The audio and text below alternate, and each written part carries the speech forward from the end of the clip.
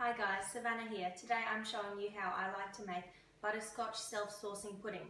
So in here I have 1 cup of self-raising flour. If you don't have self-raising flour, that's okay. You can just use plain flour and put a teaspoon of baking soda. Okay, so I have 1 cup of my flour. I have half a cup of white sugar or caster sugar, a little pinch of salt, half a cup of milk, and 60 grams of melted butter. So really simply, I'm just going to first of all whisk my dry ingredients together. And then this is going to make the cake that goes with the pudding. So really simply, I'm just adding all of my ingredients together and mixing it till it's well combined. Now remember, it is a cake batter, so it's going to be quite thick. That's okay. Doesn't have to be really light and fluffy, as long as it's really well incorporated and you can't see any lumps of flour. So I give it a good whisk. Now, time to make the sauce. First of all, I've preheated my oven to 180 degrees Celsius. Here I have half a cup of firmly packed brown sugar.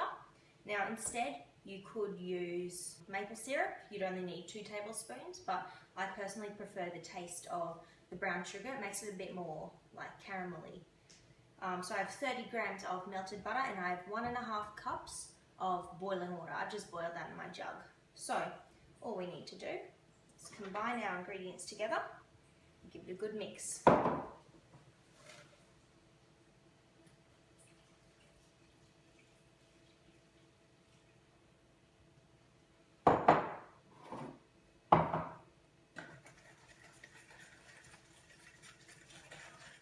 Okay, so I'm going to make mine in individual servings. I have these cute little ramekins. They are about 1 cup servings. So I'm just going to evenly distribute my cake batter into the ramekins. Now there's not going to be a lot of cake because it will rise quite substantially. So I would just say kind of try and cover the bottom maybe 1 to 2 centimeters. Okay, so as you can see, I've evenly spread out my cake batter into the ramekins. Now, like I said, there's not a lot, but they will rise quite substantially and probably about to 3/4 of the way. So, with my sauce here, I'm going to pour it over the back of a spoon. Otherwise, if you pour it straight on, it's kind of going to make little holes in the cake. So, just gently over the back of a spoon. Now, let's just try and evenly distribute these.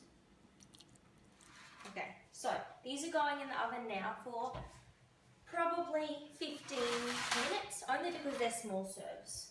Now, if I made it into a big one, that would usually take 45 minutes to cook, but they're only really little, so probably 15 to 20 minutes. If you insert a skewer into the middle, it should come out clean. When I say clean, I don't mean without anything on it, I mean without any cake batter on it, okay? It's probably going to have the sauce on it, obviously, because it's a self-saucing pudding, but as long as none of the cake is sticking to the skewer, then you're fine. So, I've just taken these out of the oven. It's been about 15 minutes. As you can see, they're nice and springy. I've put a knife into the middle of one and it came out completely clean. So, I've turned one out into a bowl and it looks great. So, let's try one. It's going to be really hot, but I'm a bit impatient.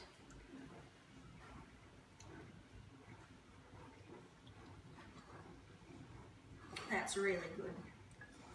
As you can see, the cake is quite light and fluffy. It's not really dense, so, but they have risen most of the way up to the top in the ramekins, so